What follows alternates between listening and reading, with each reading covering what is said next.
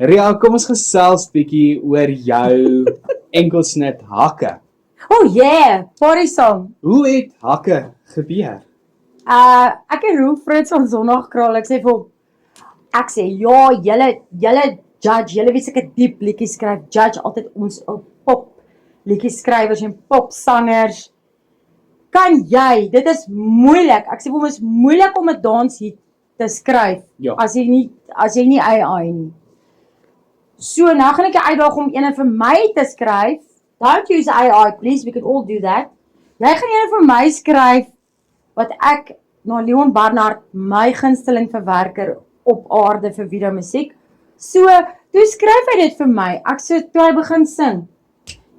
Hy is nou nie eintlik die sanger nie, Hannes is meer die sanger van Sondagkraal, maar toe hy nou die liedjie vir my begin, ek love it.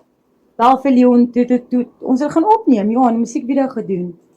En lo and behold, hy doen baie goed op radio. Ja, natuurlik. Ek sê vir Roel, daar geen radiostasie gaan hakke speel nie, man, dis kommersieel, dis pop, dis fun. Ons staan nommer 1 op Go FM, die publiek het gestem op die radios vir dit, en ek was like, sjoe, ek was nommer 1 op 3 stasies, ek dink. Yes, dit is goed.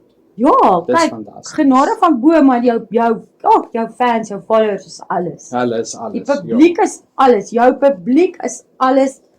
Ek het nie fans nie, ek het vriende en familie.